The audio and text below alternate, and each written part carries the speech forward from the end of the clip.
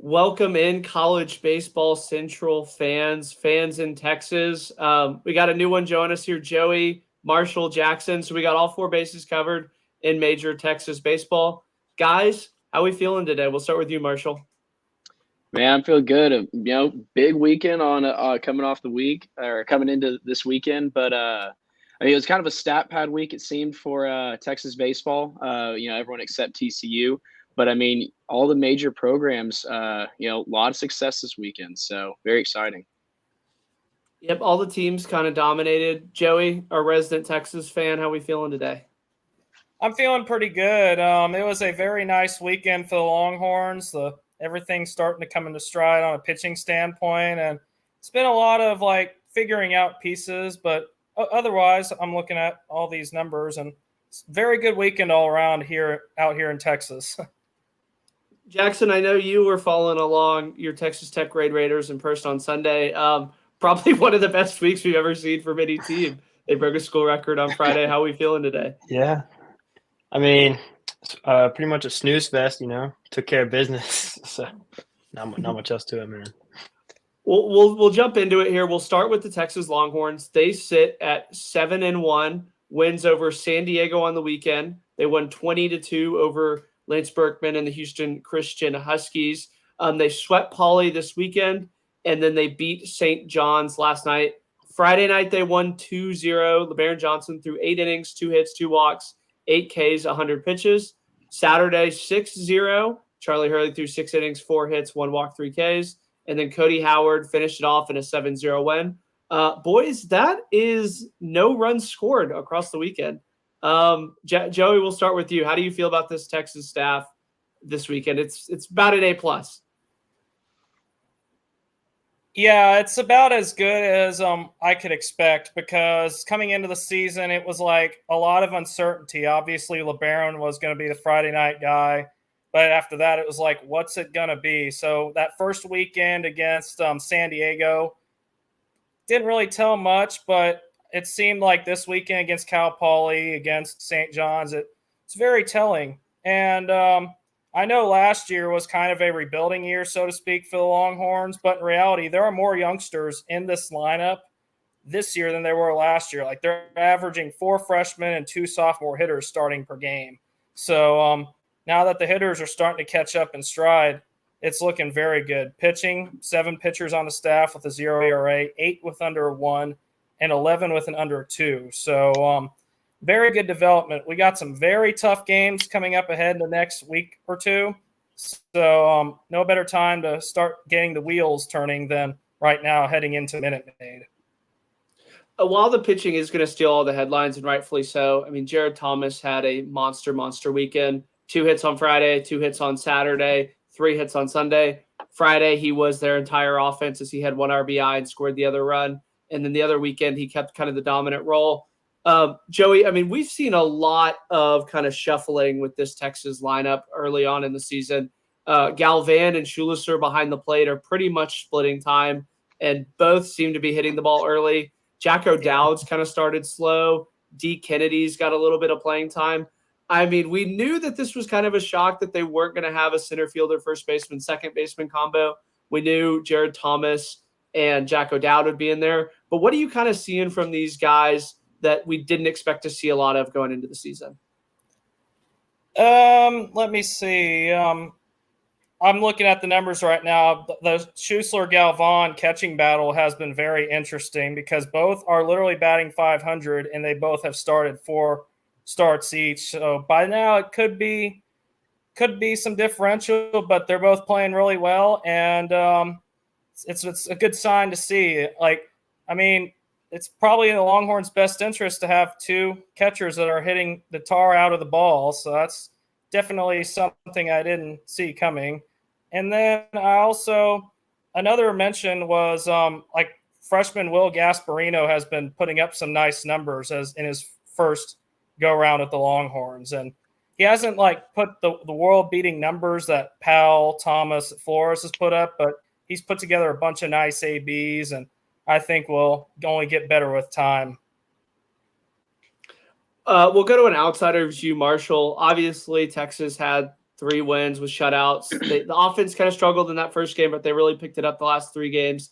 How do you feel about this Texas Longhorn team? Are people sleeping on them? I don't think people are necessarily sleeping on them because the offense, I don't know about what you think, Joey, but I think the offense is still like got something to prove to the people a little bit.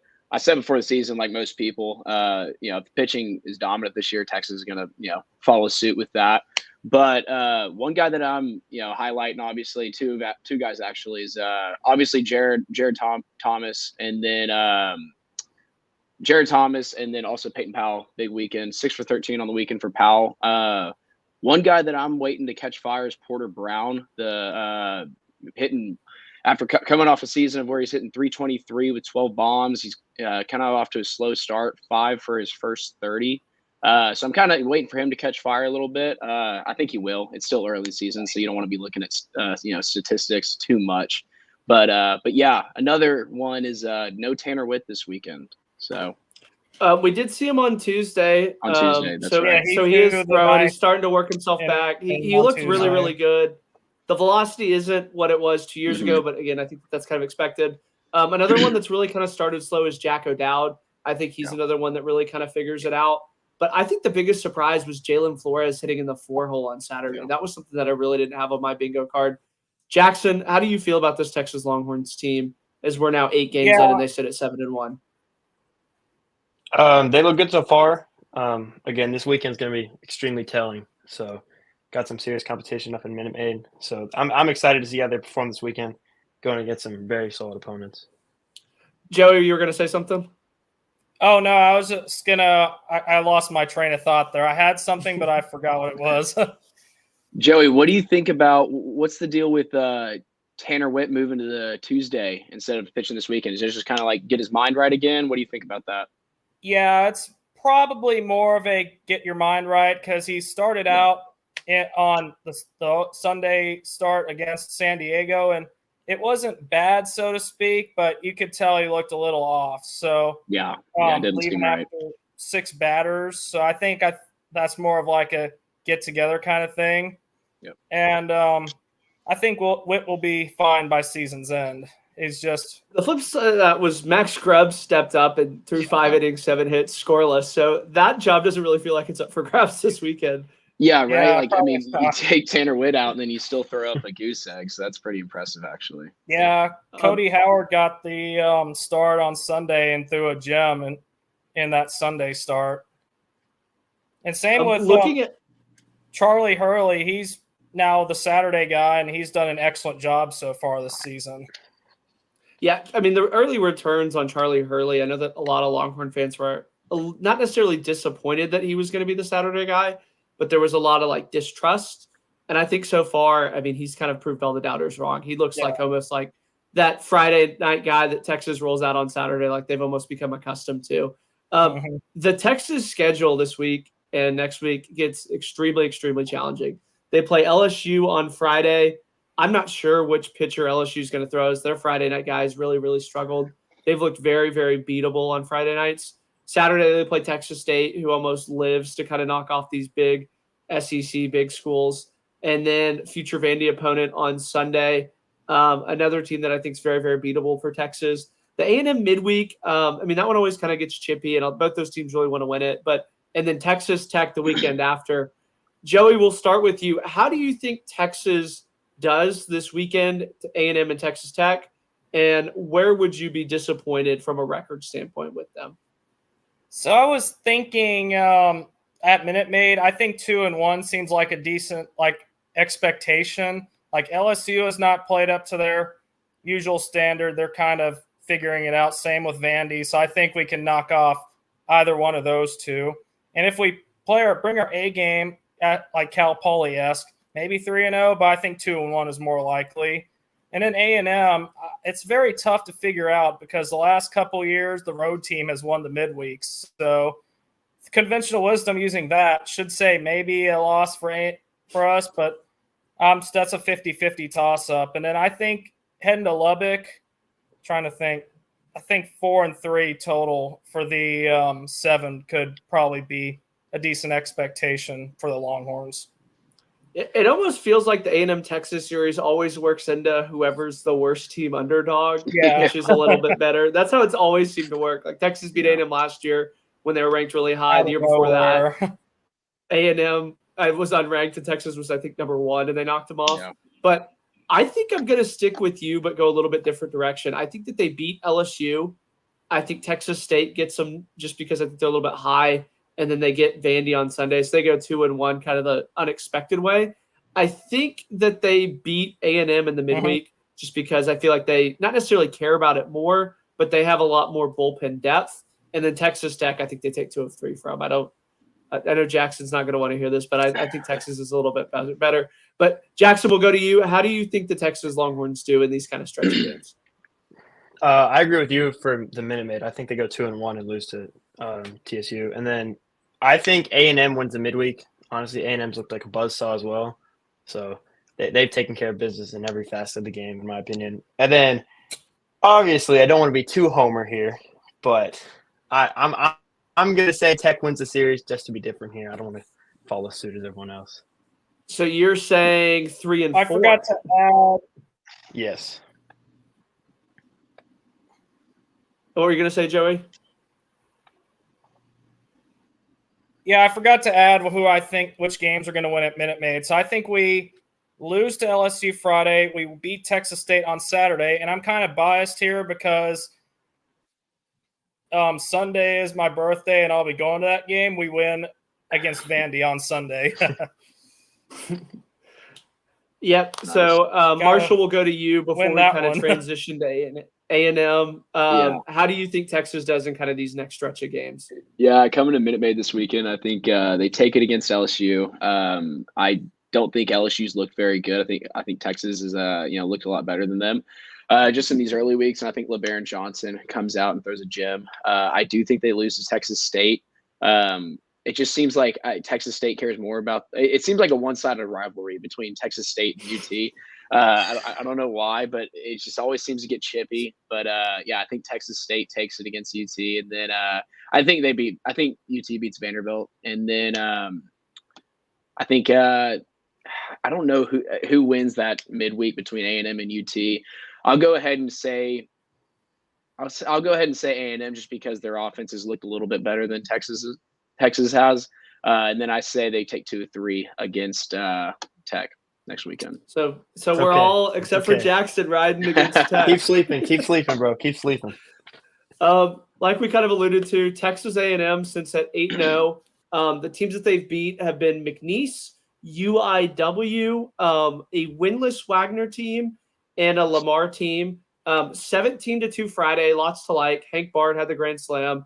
Ryan Prager went 6 2/3, 6 hits, 10 Ks. Saturday, they kind of sleptwalked through that game, kind of like they did last week. They won 2-0, 2 in the first on a Montgomery single. Lampkin and Aschenbach combined with 5 hits, 2 walks, 12 Ks for the complete game shutout. Sunday, Wagner, in the very limited pitching that they brought to the weekend, completely ran out of it. 21-2, 16 runs in the 4, 5, 6 innings. The game was called after 7, so A&M only got 6 at-bats. Ryan Targosh was 3 for 5. And then in the midweek game, it was 13-2 Lamar. They really kind of tacked on here late. Lamar's starter kind of gave A&M a little bit of fits. Jay Slavilat hit, I think, one of the craziest home runs. It was a moonshot, not in distance, but in height. I think it was a unicorn home run in every sense of the word. Marshall, we'll start with you. A&M's got to feel like they have an A+. I know that the competition hasn't been there, but they've done everything that's been asked of them. Would you agree? Yeah, I'll give it an A+. Saturday was a little disappointing. Like you said, they kind of sleptwalked, but I'm not going to get too hyped up on A&M right now. They're playing great, but they're just doing everything they should. They haven't played any, super quality competition yet. Classic mid-majors early in the season. So, but one thing I will point out is that difference from last year is starting pitching has looked unbelievably different than in 2023. This weekend, starting pitching gave up two walks, I believe, or 4 walks on the whole weekend. The entire pitching staff, including the bullpen, gave up 6 the entire weekend. And so, I mean, just completely different different staff than last year. Really pounding the zone against these mid majors. So that's really encouraging to see. And then, I mean, you just got to talk about that 1-2 punch between Braden Montgomery and Jace Laviolette. I mean, those guys are just unbelievable. And I guess Braden Montgomery pitches too, and he can throw 92, 93 miles an hour. But yeah, I mean, not too much to say. It seems as if Wagner left their bullpen back in New York on Sunday. That was it got to the point where they sent him early. They had 2 separate flights right. or something. It got to the point where I just kind of felt bad for Wagner on Sunday. But yeah, I mean, A&M's doing everything they should right now. Offense looks good, and then the pitching staff is the most encouraging thing, just pounding the zone. 2 notes here on a positive and negative. Negatively, this was the first time that Wagner didn't allow double-digit runs that 2-0 game on Saturday. So maybe a little bit cause for concern. But on a positive note, to this point last year, A&M had a series loss to Portland. They had lost a midweek to Lamar. So they didn't really have a challenging schedule last year, and it kind of really gave them fits. Jackson, we'll go to you. How do you feel about this Texas A&M team going forward? This A&M team is good, man. And if anything, this series just made me more excited to see him at Globe Life this weekend. So I'm thrilled. I cannot wait, dude. It's going to be awesome. Yeah, this weekend is going to be very telling. I know. Yeah, this weekend's going to be insane. Jace Laviolette, I'm sorry. Golden Spikes watch list. I mean, he's insane. That's about it. That's all I got to say, man. Jackson or Joey, bring us back down to earth here. Me and Marshall being the A&M fans. Is there any negatives that you see with this A&M team going forward? I mean, I've not seen anything bad. I mean, probably the weakness is we've yet to see them play a tough opponent, but everything I've been watching from my peripheral of A&M, it's just nothing but good things on their end. And I know I've watched a little bit of McNeese series, and they look pretty legit. I'm kind of close with watching with McNeese since they're a Southland team, since I rep a Southland team along with my Horns. So, and McNeese is pretty good and for their own right. So the fact that A&M destroyed them the way they did says something. So there's not much for me to say. I can't wait to see how next Tuesday is going to look at the dish. Hopefully I'll be able to get into the Yeti Yard. I know it's been looking packed. It's definitely filling up crazy. A lot faster. Something with this A&M lineup to look out for. It seems as if A&M's lineup is just a lot more solidified early on this year than it was last year. I mean, last year it just seemed like within infield, outfield, and then pitching staff as well. It seemed just Slosh just didn't know what to do last year. He was just trying all different things. But this year it seems as if the only toss-ups right now, regarding starters, is behind the dish. We're moving behind, between 3 catchers right now with Hank Bard, Max Coffer, and Jackson Appel. It seems as Jackson Appel has taken on that number 1 role, but then Coffer and Bard are just kind of battling it out for that 2 spot right now. Yeah, Coffer was the incumbent last year. I mean, yeah. Marshall, we talked about how much he struggled at the plate. Mm-hmm. They brought in that transfer, but I think Hank Bard, in the fall, that was all we really heard from Sloss was Hank Bard. So I think he's kind of forced himself into the lineup, not because the guys in front of him have necessarily struggled. It's just that in the very limited time he's got, I mean, he's just hit the ball. This weekend, while they are going to be in the same series as TCU, they will not be playing TCU. They get Arizona State Friday, USC Saturday, Arizona State on Sunday, then obviously Texas midweek. Marshall, we'll start with you. How do you think A&M fares in these 4 games? Yeah, I think they definitely beat USC on Saturday. USC just has not looked good really at all so far this year. And then Arizona State, solid program out there. I think they go 1-1 against ASU. I think that they take it on Friday. Just Ryan Prager's looked really good as A&M's number 1 guy. I think he gets on the bump and he throws a really good game against the Sun Devils. And then I think they lose on Sunday. So I think they go 2-1 on the weekend. And then Texas, you said that they would lose, right? So 2-2. I said A&M would actually take it against Texas. So I think 3-1. I think they go 3-1. Yeah. Joey, we'll kick it to you. Arizona State, USC, Arizona State, Texas. How's A&M doing those 4 games? I think A&M will split as well with Arizona State, and then they beat USC. And then, like I was saying earlier, I think for now A&M beats Texas because of just the eye test. I think A&M has so far looked better, but it's just basically A&M's hitters versus the Longhorn pitchers. So whoever comes out on top in that will probably be who I think will win that game. I think A&M's batters are at a slight advantage right now. And I think this is the first time we could actually say that A&M has the better lineup in a while. So. It's always felt like Texas has had the deeper lineup, and A&M's kind of had the pitching depth. Yeah. Jackson, we'll kick it to you. You'll get to see all these games up close. How do you feel about Arizona State, USC, and then Arizona State again? Do you think A&M, like you said, they're just the buzzsaw that's going to roll in? Yeah, I could easily see them going 3-0. I wouldn't be shocked if they go 2-1 and again split the series against Arizona State. That wouldn't shock me at all, but I would not be surprised if they go 3-0 as well. And then I have them beating Texas as well. So, do y'all know why they don't play TCU? Is there a reason? The rumor is that they play so much in regionals that they want to see bats and styles that they don't normally see. Whereas TCU is kind of a team that they are very, very similar to. They want to see kind of how West Coast people play baseball. That's what I heard. So take it with a grain of salt if you believe it or not. Which makes sense too. A lot of TCU fans are getting upset at that. But I mean, early in the season, you wanted to play different people. But I mean, I'm also biased. Yeah. So that would have been an elite game, dude. Yeah, and that would have been a really crazy game. I'll do my picks. I think that they go 3-0 on the weekend. USC, while they do have one draftable guy in center field, he's kind of more of a speed guy. I don't think that they're going to be able to score the runs against any opponent that they play, let alone Texas A&M with the staff that they've rolled out. And then Arizona State, I think that there's a clear talent differential between Arizona State, TCU, and Texas A&M this weekend.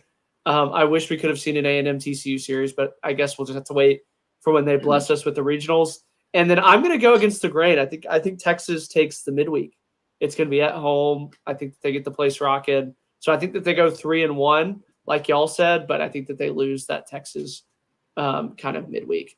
That Texas game is going to be good. I mean, it's going to be telling for both teams just because both teams really haven't played, very, very hard competition yet. So that's going to be a good game. Moving on to a team that seems to always be playing tough competition, the TCU Horned Frogs. They sit at 8-0. They swept UCLA on the weekend. They won 4-3, 6-3, and then 13-3 in a run roll on Sunday. They played Wazoo in a midweek and won 8-7. They gave up 2 in the ninth, so maybe there's some worry there. But Friday, Peyton Tolley, 5 innings, 3 hits, 2 runs. Ben Abelt, 2 innings of no-hit ball to kind of slam the door at the end of the game. Brody Green, who we talked about last week, is kind of being the starting third baseman. He went 2 for 3. And then Curtis Byrne had a monster weekend all over the field. He had multi-hit games every time. I walked away very impressed with TCU. Jackson, we'll start with you. I think that this is probably the best weekend we've seen from a Texas team from a competition standpoint to how they played. Is that kind of what you're seeing too as well? Yeah, I agree. I mean, they played the hardest competition this weekend, and they performed. Obviously, they didn't put up the runs like some of the other teams did, but I mean, competition-wise, they performed. Peyton Chatagnier, what can you say? We're all fans of Peyton Chatagnier. I don't know who isn't. The only thing I'm looking at here, where'd it go? Cole Klecker, he like kind of got hit around, but he didn't give up that many runs. It was like kind of weird. Trying to find. If you remember, he kind of had that like hamstring issue, so I think that they're still kind of not working through some stuff. But I don't think he's at 100% yet. Yeah, he went 4 1/3, 6 hits, 1 run, 1 earned with 3 Ks. So, I mean, if that tells you anything, I don't really know. If they might just be working him back, but that was a little like concerning. But I mean, nothing crazy. Yeah, Joey, are you kind of more the same as Jackson? I mean, they've been doing a ton of things right. And Silva's in the 3-hole. Curtis Burns been really telling the cover off the ball. I think this TCU team's the best team in Texas. Yeah, I agree with that in terms of how they've been playing. I mean, not only did they beat a ranked UCLA team, they beat them pretty good in a couple of those games. So I think they are right now the number 1 team in Texas, in my opinion. A lot of people are saying they should be the number 1 team in the nation if you take away preseason rankings. I don't know about that, but I've seen a lot of TCU fans saying that. Marshall, I mean, are you gonna shit on TCU or are you gonna join the TCU party? No. I mean, I'll join the TCU party. Why not? I mean, they're coming out of the gate in the season. They're not afraid to throw a ranked UCLA team in their second series of the year. That's just impressive. Come out and sweep them. I think the biggest difference between last week they swept Florida Gulf Coast, but they did have their struggles, and the biggest struggle was seen from my point of view was starting pitching. And starting pitching was just a lot better this week. That's the biggest thing that I noticed. I mean, Peyton Tolley, especially their big guy on Friday night, goes 5 innings, 3 hits, 2 earned runs, allowing 4 walks, but also having 7 strikeouts. I mean, that's just really impressive. Kind of turn it around after I think he only went 2 or 3 innings last week and on opening day. So and then Curtis Byrne as well, going 6 for 10 on the weekend with 2 pumps. Yeah, this TCU team, man, they're a force to be reckoned with. I don't know about number 1 team in the nation, but no, they're definitely a heavy contender. Yeah, one person we haven't mentioned too is Carson Bowen. He went 3 for 3 with 5 RBIs on Sunday, and he's a guy who almost had his job taken, if I'm being honest with you, with the catching position. He's kind of really battled back. From a scheduling standpoint, it gets a lot easier for TCU. USC is who they play in the 2-1, with Arizona State being the lone. Abilene Christian in that Tuesday game. I know that they're 8-0, and I know that it's baseball, but I feel really good about the Frogs going 4-0 this weekend. I don't know. We'll start with you, Jackson. Is that kind of what you're seeing as well? Yeah, I mean, I could easily see TCU winning the tournament at Globe Life this weekend. They're an elite team. There's nothing else. I mean, to it. The competition level, like TCU's here, competition is about here. Not much else to it, man. I mean, I could see them taking the cake here. Joey, are you seeing 4-0 as well? Yeah, I think I could see 4-0. I was just deliberating because I'm like, do I want to pick upset with ACU? No, I'm not. But I think TCU will go 4. Marshall, are you seeing 4-0 as well? About the same. I don't see them having any trouble with USC. And then with Arizona State, a better ball club, but I don't think they come anywhere close to TCU this weekend. No, I mean, I think USC might get them on Friday night just because they have a decent starting pitcher, but I don't really see it at all. We'll move on to Jackson's team, who basically had a midweek opponent in a weekend series. They are sitting at 6-2 with losses to Tennessee and Oregon State, so probably the 2 best losses in the country. 32-5 on Friday afternoon. Broke a school record for runs. Saturday 20-4, and then Sunday 16-5. Jackson, we'll start with you. They played a very, very inferior opponent. They dominated them. Walk us through kind of who shined this weekend, because I can be honest, I just checked the box score and saw that they won. Yeah, well, Friday night, Kyle Robinson got the start. He went 5 innings, 1 hit, 1 run, 8 Ks with 3 walks. That's about as good as you would like to see. I mean, Drew Woodcox, I think he came in off the bench and had 2 home runs with 5 RBIs. So that's pretty sick. Landon Stripling, true freshman first baseman, 2 home runs as well. So we had multiple guys with multiple home runs. Multiple guys with extra base hits. Kevin Bazell had 3 doubles. Going on Saturday, Zane Petty, he went 3 2/3 with 6 hits, 3 runs.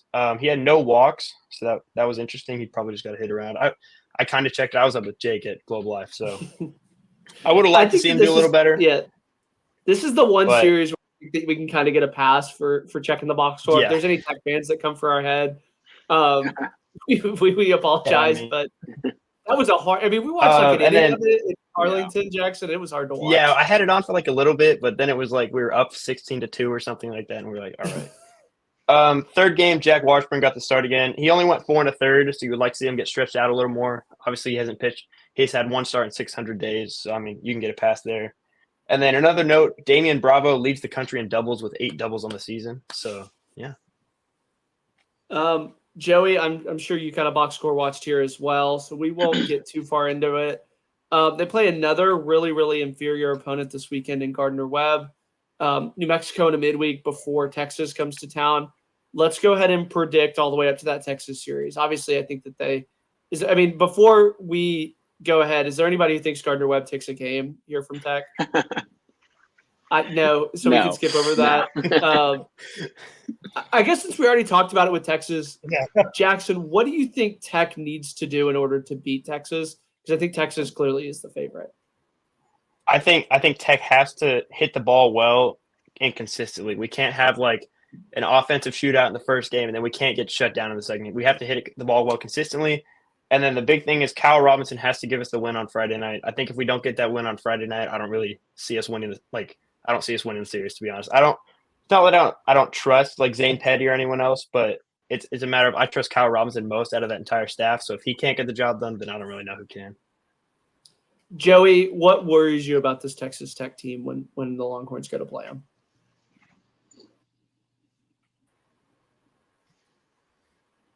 I don't know. I'm still trying to think about that, but the fact that Dan Law Field, always a very tough place to play, and the Tech fans are going to show no mercy on the Longhorns, as we saw last night.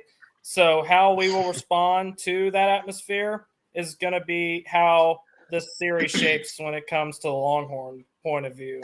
As long as they keep doing their thing, those strikes, get timely hitting, then we should be good.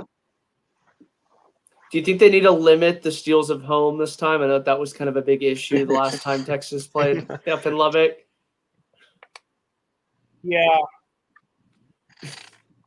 Marshall, give us an outsider's view. Yeah, Marshall, give us an outsider's view of this Texas Tech series. Yeah, if Tech, Texas rolling into Lubbock, correct? Yes, it is going to be at Dan Law. So if Tech gets into a pitching duel with Texas, they're going to lose. I think that to just if they try to play Texas's game, they're done for. So if they, in order for them to take one or maybe two that weekend, their offense is going to have to step it up. Guys like Kevin Bizzell, Gavin Cash, those guys, you're going to have to rely heavy on those dudes. You're going to just try and, for looking at your pitching staff, you're just going to hope that they can keep you in the game. And so just have your pitching staff put you in a position to where your offense can stay in the game. I think that's where they're going to have success. Yeah, Gavin Cash really has kind of struggled this year. I know Jackson and I talked about it on Sunday. I mean, he's hitting home runs, but that's about all he's doing. I think his bat's going to need to be there. He's going to have a multi-hit game, I think, if Tech wants to win. But again, I think it's a very, very, very uphill battle. Moving on to, I guess, the surprise across Texas, the DBU Patriots. They sit at 8-0. They beat OU in a midweek. They swept Central Michigan in the weekend, and then they beat Oklahoma State 14-4 last night. There's a lot to like about this DBU team. They can win games by outslugging you. They can win games with low-scoring games. Jackson, they're kind of your hometown team here, kind of slightly. What do you like about this DBU team? Yeah, I mean, I've been high on this DBU team all season. I don't think I had them ranked in my preseason poll. I can't remember exactly when I ranked them. But yeah, they're a solid squad. They always seem to go out there and like take one or two from like the random Big 12 teams. The Oklahomas, Oklahoma States. Let's see. I'm looking at this box score here. Looks like the entire lineup hit. Luke Hefner had 4. He went 4 for 4 against OSU, with 3 runs, RBI. So yeah, I mean this lineup can out hit you. They can get in a pitcher's duel with you if they need to. Like Nick Wilson went 3 innings, 1 hit. So if that's anything, I mean, I think that shows that they can go against the best, in my opinion. Yeah, Oklahoma State did have 3 errors, but at least they're putting the ball in play. I mean, they scored 14 runs off of those 3 errors. Oklahoma State's got to be the most frustrating team in the country. I mean, got to be one of them. I mean, it's 1 step forward, 2 steps back. Right. I mean, it's just like I have no clue what to even think about them. I know that we were both high on the Pokes, but I mean that was an embarrassing loss last night. That was bad, man. I mean, it's one thing to lose against DBU, but to lose the way they did, I mean, that was just jeez. And then I think it was Shubar. Didn't he get hit in like the nuts and had to exit the game? I didn't see. Yeah, that. he did. Yeah. Yeah, he was walking out to the bus because he got hit in the nuts. I'm like a 10. Golly, I've been there before, man. It's not fun. We're not ragging on you at all, man. But no, I think that this starting pitching for this DBU squad is like really impressive. Ryan Johnson, on Friday, he goes 7 innings, 2 hits, 0 runs, and then James Ellwanger, freshman, by the way, out of the Houston area, he goes 5 innings, 1 hit, 0 runs. And so, I mean, granted it's Central Michigan, but I mean, they're one of the only undefeated teams left in Texas, left in the country. I mean, starting pitching is a huge reason why. And whenever you're getting that start on the bump, leaves your offense to, makes them comfortable, kind of sit back and they can do what they do. So, yeah, this DBU squad, they're a force to be reckoned with. Hey, Jake, Joey, are you kind of seeing the same thing? Oh, what were you going to say? How do you say their first baseman's last name? Colin Bregman, or is that how you say it? Brugman, I believe is how you say it. Yeah. So he went 0 for 3 last night with 2 Ks, and then that's adding on to the pretty nightmarish Globe Life field that he had the other weekend. He did get a hit on Sunday though, so he didn't let the first kind of Ks kind of phase him. So he's a resilient strikeout hitter. So we can give him that. Joey, before we kind of move on to their previews, they have a great weekend ahead of them. What do you like about this DBU team?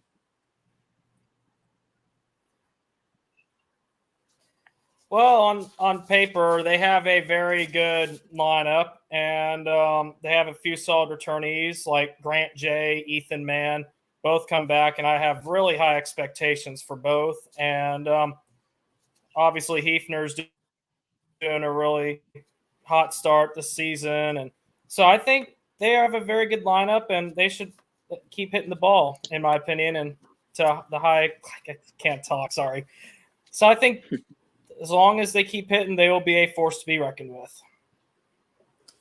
Yep. Like we kind of mentioned, go ahead, now, Marshall. I was just gonna kind of foreshadow into this weekend. It's a big weekend for the Patriots. I mean, they're going into the Frisco tournament, and then they're taking on Arizona, and then number 19 Indiana, number 15 Alabama. And so, I mean, that's going to be, I think that they're going to come in there and upset a lot of teams in there. Yeah, I mean, Indiana's played just a gauntlet of a schedule too in these tournaments, and they played 2 more ranked teams in DBU and Alabama. Alabama's undefeated. They've looked really, really good. But they're kind of in that A&M field where they haven't played anybody yet, so they're almost like A&M without the star power, in my opinion. Yeah. Marshall, we'll start with you. I kind of see an undefeated weekend from DBU ahead. Are you kind of seeing more of the same? I don't know about undefeated. I think that number 19 Indiana team takes it. Like you said, they played a gauntlet of a schedule. I think they do. I think they take it against Arizona, and then I think they take it against Alabama, which is a huge win for them. But I think that Indiana team is just a little bit hot right now from what I'm seeing. But yeah, I mean, it's going to be I could see them undefeated, but I'd say 2-1 on the weekend. 2-1. Joey, Are you seeing 2-1, 3-0, better or worse? What are you thinking? Yeah, I'm seeing 2-1. I think they beat Arizona, and I think they beat Indiana, but they're going to lose to Alabama.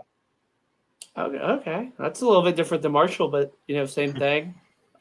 Jackson, are you seeing 2-1 as well? Yeah.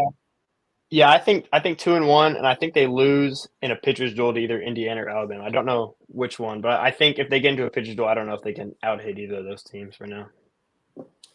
Yeah, that was the thing that kind of worried me is that they get into a shootout. I don't think they have that lineup that Bama has. But we'll move on to the Houston Cougars. They sit at 6-2. I felt a lot better about them when I added them on Monday. Not really feeling as good after they dropped that midweek to UTSA. They have Texas State Friday, Vanderbilt Saturday, and Louisiana University Sunday. So they avoid LSU. There's a lot to like from a lineup standpoint for this Houston Cougars team. They really kind of like to bang the ball around the yard. Joey, we'll start with you. Oh, what was that? Sorry, you kind of cut out there. Yeah, so I'm kind of having some technical difficulties for some reason, but I've been paying close tabs to the Cougars, and they looked. I know they didn't really play the most impressive of competition week one, but as we saw, they did do pretty well against St. John's. I know they had the game against UTSA where they let a lead slip away, but I think UTSA is going to be as solid as ever this year. So I don't really put that against the Cougars. And it looks like they're going to be fine, in my opinion, despite that loss. Yeah. They're new in the Big 12. I think that they're making a slight name for themselves, at least early. Jackson, what have you liked so far about this Houston Cougars team? Yeah, I completely agree with what you said, Jake. They like to bang the ball around. Obviously, will this lineup get it done this weekend? I mean, who knows? They're playing some really solid competition this weekend. But I mean, I think they'll one of the games this weekend. I don't know against who, but yeah. Marshall, anything else you want to add about Houston? Yeah, I mean, taking 2 or 3 from a decent St. John's team. I mean, they beat Florida earlier in the season, so that's good. But yeah, they bang the ball around. Trey Jones, he's looking like a beast. He went 3 for 3, I believe, on Saturday or Sunday. I think it was on Saturday. But yeah, I mean, very exciting for the Cougars, especially rolling into first year in the Big 12. I think they put up some good numbers this season. Yeah, he's got some monster power. I know we talked about it last week when they demolished Prairie View, but he hit the ball probably about as hard as Travis Bazzana did this weekend in terms of bat speed. He's one of the ones where I've really, really been impressed with. Let's go ahead, Joey. I was about to say, given I was with the Islanders, I've seen Trey go off since he was in Corpus, so seeing him go off like this is no surprise. I remember a couple of years ago, he had double-digit home runs with the Islanders, and he kind of developed later during his time on the island, but we all knew he was going to be something once he puts the tools together. And he has been doing nothing but hit the ball the last 12, 24 months. We're going to go ahead and preview Houston. Obviously, they have Texas State, Vandy, the University of Louisiana, Sam in a midweek, and then their first Big 12 series is with Baylor. Jackson, we'll start with you. How do you think that they do over the course of these next 7 games? I think they go 1-2 at Houston at Minute Maid this weekend. I think they I think they win either against the Texas State or the Louisiana. I don't know exactly which one. And then I'm going to be honest, I think they lose against Sam Houston too. I like this Houston team, but Sam Houston has also looked really solid this year, so I don't see why Sam Houston doesn't take care of business there. And then in Baylor? Oh, Baylor, I could definitely see them winning the series at Baylor. Baylor's looked pretty subpar this season. Obviously, in the Big 12, it's not a tough conference, but I think it's tough enough. I could see Baylor losing the series to Houston as well. So you have them going 3-4. Joey, we'll kick it to you. Are you kind of seeing more of the same of 3-4? Let me think. I think 3-4. I got them losing to Texas State and Vandy, and then beating Louisiana, and then the lose to Sam, and then I think they'll take 2 out of 3 against Baylor. So what is that? So the same 3-4. Marshall, we'll go to you. Are you kind of seeing 3-4 as well? I'll go 5-2. I'll go 2-1 on this weekend. I think they take it against Texas State. I think their offense is just better than State's. I think they dropped it to Vanderbilt, although I could see them pulling up an upset there. I think they beat the Raging Cajuns on Sunday. And then rolling into Sam, I think they do take that, just being at home. I think it's one of those, that game's kind of a toss-up.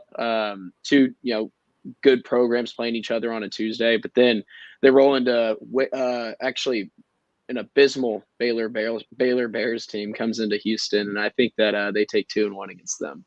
So, I mean, Baylor's just looked awful. I want Mitch Thompson to have success up there in Waco, but man, apparently I heard this the other day that they just started letting their baseball players receive NIL money, which is just absolutely insane. Well, to be fair, I don't think a lot of people were volunteering money for Baylor NIL. for Baylor baseball. That's actually yeah. a good point. Yeah. So I mean, they could have But I had it heard- all along, and they just Yeah. finally had some big donor that came in there because I mean it's embarrassing. Like it truly is. Like it's bad. Their basketball team's good, their football team's good, and their baseball team is just so bad. Embarrassing. I mean, they're getting Chipotle gift cards for NIL. I'm with you, Marshall. I think they go 5-2. I think that they beat Texas State Friday, lose to Vandy, and then beat Louisiana. Sam, I think that they beat. That kind of always ends up. They actually play a series with them. They play a home game, a road game, and then a neutral site at the Sugar Land Space Cowboys Stadium. They play for a trophy. It's a very weird trophy. I think that they win at home. Don Sanders Cup is what they call it. Yeah, the Don Sanders. They're both the fields are named after Don Sanders. So they play on the same home field. I only know that because I went to the wrong Don Sanders last year for a tournament or for a game, and there was not a soul in sight at Houston because they're like, oh yeah, it's at Sam. And then Baylor's just abysmal. I think that I could even see them sweeping Baylor. I could too. I wanted to say 6-1, but I don't. I think Baylor's going to take one of them. Yeah, but I mean, I think Texas State, Louisiana, those are going to be the kind of competitive games. I think those both are 50-50 games. I could see them beating Texas State or losing to them. And then Vandy on paper should blow the doors off them. But, I mean, we've seen what Vandy's done in all seriousness. Yeah. Yeah, absolutely. Closing notes. One more question. We'll start with you, Jackson. Who do you think impresses you the most this weekend? I hope it's either A&M or TCU. I think whichever team performs better in the end up impressing me the most, just because they're the highest pedigree teams in Texas right now. So whichever one performs better there, I think impresses me the most. Joey, I have a feeling I know where you're going to go with this, but who are you think comes away with the best weekend?